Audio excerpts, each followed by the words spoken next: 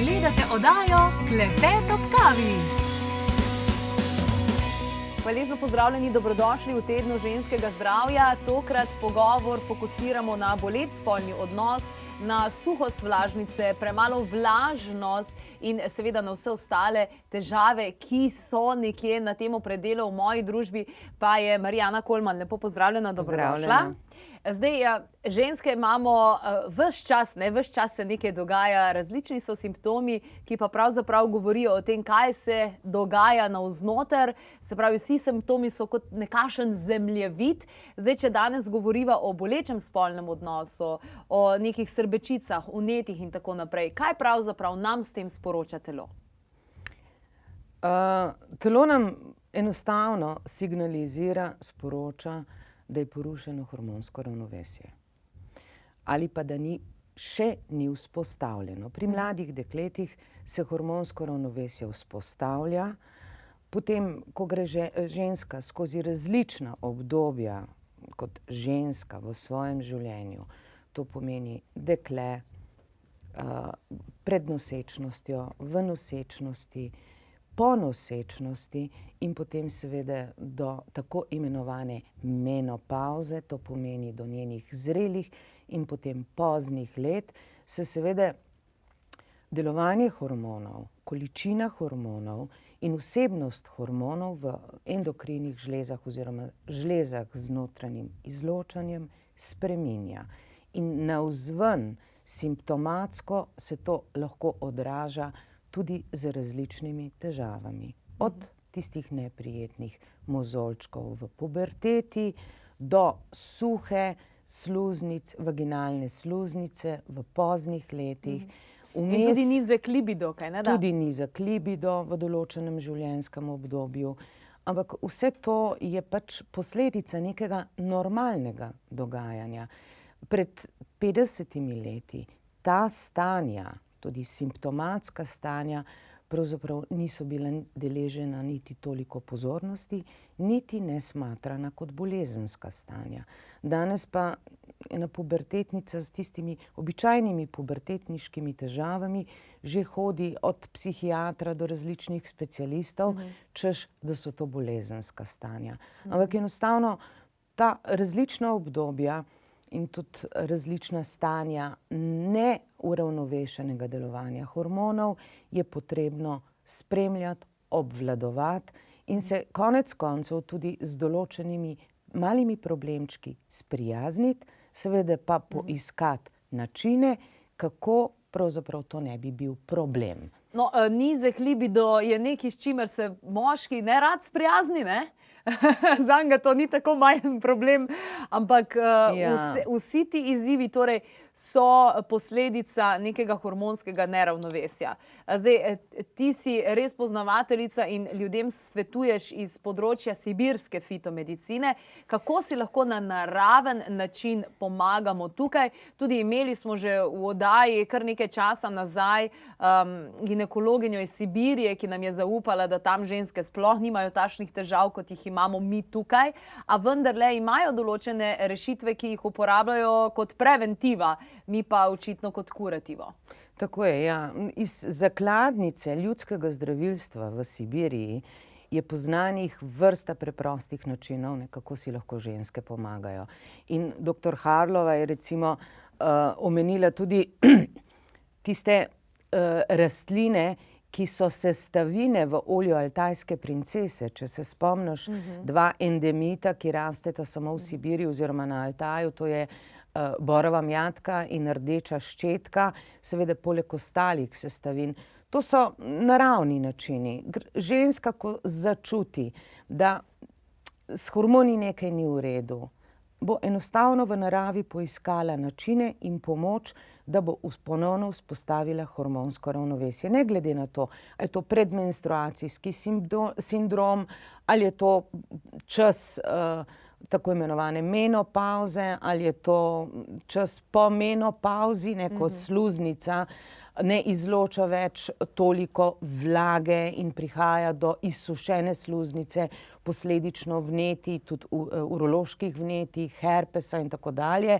In seveda tudi zmanjšan libido, ker če ni dovolj določenih hormonov v ženskem telesu, potem tudi ni spolne želje. In potem ni vlažnosti in potem dejansko pride do bolečega spolnega odnosa. Seveda, in do zavračanja spolnih odnosov, ker je mnogokrat tudi razlog za krhanje medpartnerskih odnosov v zakonu in tako dalje. Katera rastlina, kateri adaptogen je tisti, ki je alfa in omega? Ki pri tem pomaga. Boki batina bi rekli, kje je, ne? Ja. V tem smislu za ta libido in seveda za vlažnost, potem posledično in vse ostalo. V vsako žensko domačo lekarno sodi olje altajske princese. Dobro, ampak olje altajske princese je kombinacija, ne? Kombinacija različnih sestavin, premišljena kombinacija, ki pravzaprav vzpostavlja normalno delovanje hormonov. Vseh. Torej tudi tistih, ki delujejo na spolne organe.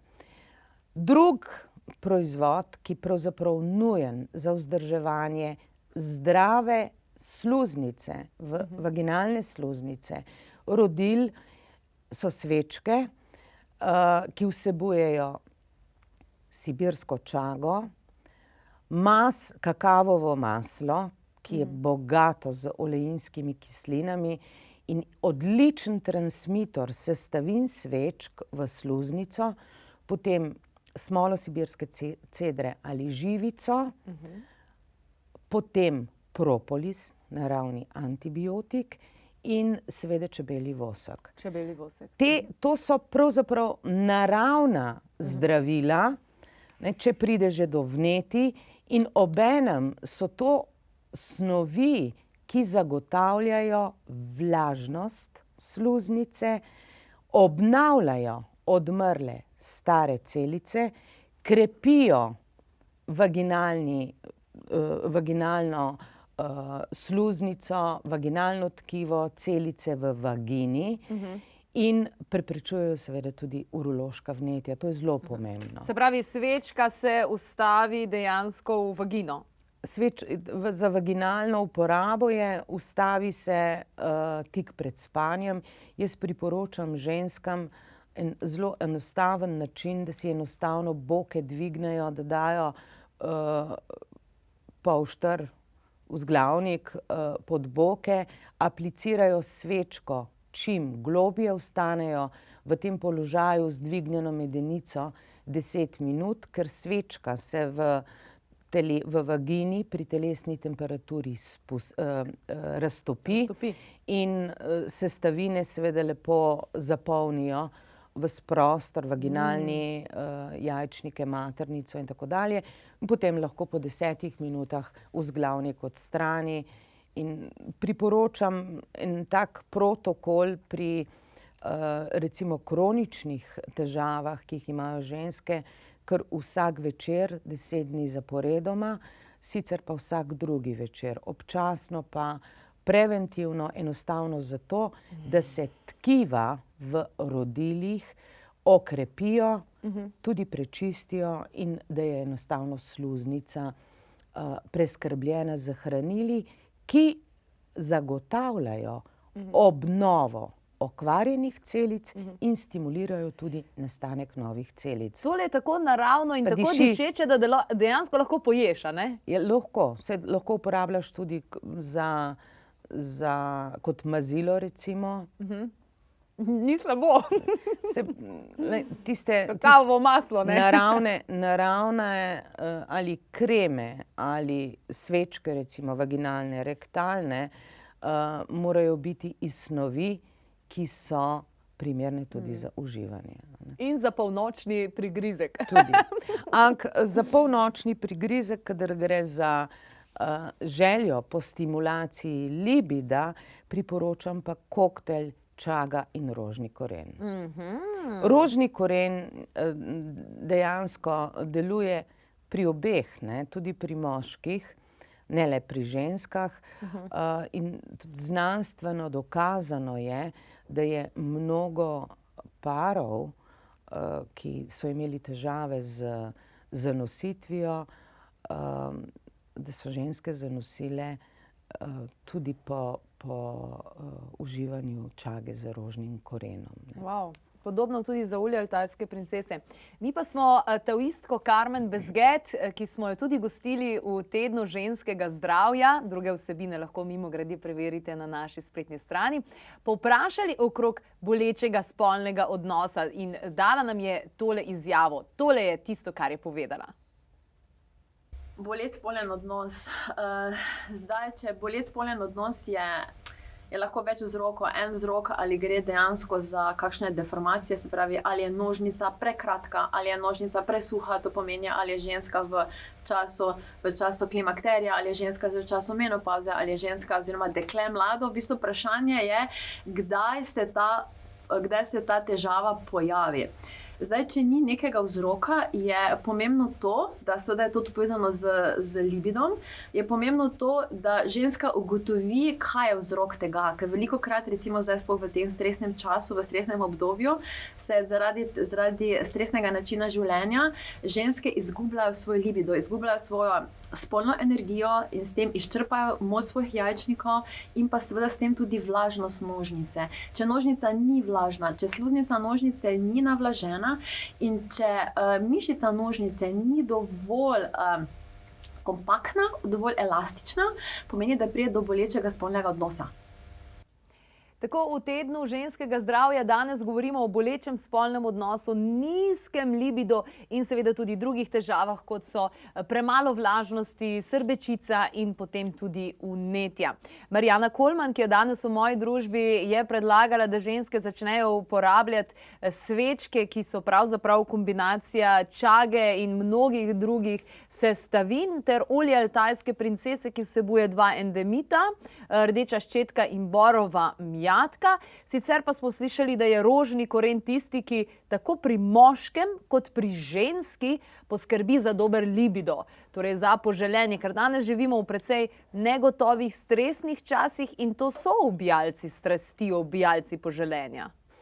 Na vsak način. Zato je v takem obdobju, ne glede na to, ali gre to za individualna stresna obdobja, ali gre to za stres v neki kolektivni zavesti, s čimer se soočamo v tem času, takrat je treba enostavno poskrbeti za to, da si s pomočjo adaptogenov v tem času pomagamo, da ne pride do negativnih učinkov stresnih situacij.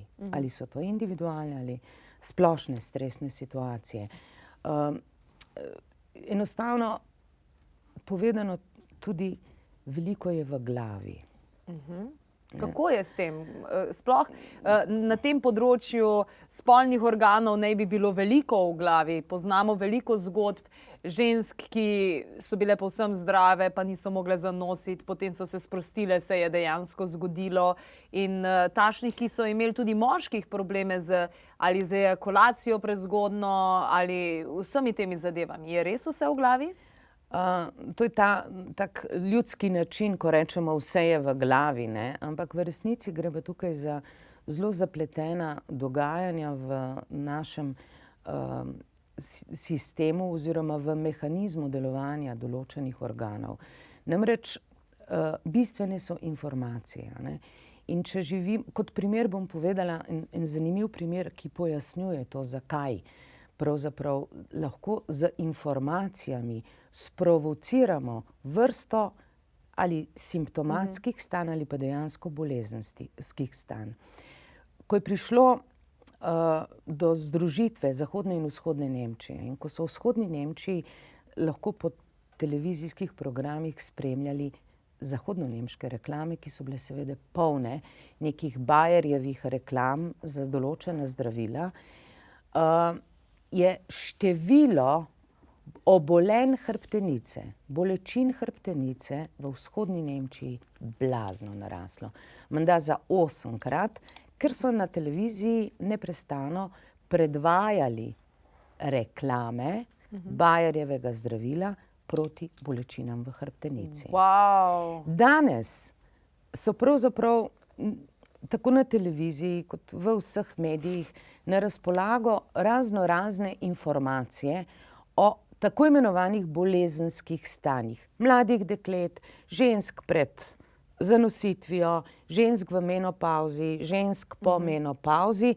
In informacije, ki jih ženska prejema, enostavno vodijo do tega, da v določenem obdobju pričakuje, da bo imela tovrstne težave. Se pravi, sami sebi delamo težave. Sprovociramo. Jaz sem recimo opazila, pa ti poznaš Lariso, spoznala si ženske na Altaju, kakšna pojamrala o kakšni težavi v menopavzi. Ne, jaz mislim, da imajo oni bolj težave minus 52 stopinj po zimi. Menopavza jim je tam pojem, kaj pa je to. Ženske grejo normalno skozi to obdobje, dobro si pomagajo z naravnimi stvarmi, ampak to niso bolezenska stanja. Ampak pač obdobje v ženskem življenju. Ker, ko rečemo vse je v glavi, kaj se dogaja? Hipotalamus, to je predel na bazi možganov, ki leži nad križiščem vidnih živcev in hipofize, sprejema informacije. In služi kot posrednik med informacijami živčnega sistema in endokrinimi žlezami, delovanjem endokrinih žlez. Ko hipotalamus to informacijo, ki jo prejme, pa signale, ki jih prejme iz živčnega sistema, posreduje hipotalamusu. Hipotalamus je ključna endokrina žleza, ki uravnava delovanje vseh endokrinih žlez, predvsem pa močno vpliva na delovanje ščitnice, skorje nadledvične žleze in spolnih žlez. In če mi prejmemo informacijo, bližajo se leta menopavze, s tem povezane bodo težave takšne in drugačne, bo naše telo informirano, naše žleze bodo začele producirati manj hormonov, ker pričakujejo zaradi naše misli, informacije, da bo to bolezensko obdobje, da bojo v tem obdobju težave. Treba se preprogramirati. Treba se preprogramirati, odlično. In se torej podpreti z naravnimi zadevami. Zdaj, tukaj imam ta opevani rožni koren v kombinaciji s čago. Zdaj, koliko tega pravzaprav sploh užijamo? Na kakšen način? Kar takle na žličko bi to šlo? Pri takile količini male žličke je pravzaprav zagotovljena dnevna podpora našemu imunskemu sistemu in obenem dnevna podpora pravilnemu delovanju endokrinih žlez. Kadar gre pa za kakšne težave ali pa, ko smo v tako imenovanih poslabšanih dneh ali pa ko pričakujemo določene stresne situacije, takrat se pa priporoča 2-krat ali celo 3-krat na dan po ena mala žlička na dan. In ena kura 14 dni, 3 tedne? Vsak naj presodi sam. Smiselno je, da naredimo te protokole vsaj 30 dni. V teh najbolj obremenilnih letnih časih, to pomeni pomlad in jesen, in seveda potem individualno prilagodimo glede na to, s kakšnimi težavami se soočamo. Odlično. Danes smo torej govorili o bolečem spolnem odnosu, pomanjkanju vlažnosti in seveda nizkem libidu. Marijana je tako zaupala kar nekaj različnih nasvetov, na kakšen način se torej lahko podpremo, sicer pa več najdete na klepetobkavi.es. Vsekakor pa vam nudimo tudi brezplačno svetovanje na info@klepetobkavi.es. Lahko pošljete svoje vprašanje in ga bomo posredovali, če gre za področje sibirske fitomedicine, Mariji Ani. Sicer pa preverite še ostale vsebine tedna ženskega zdravja.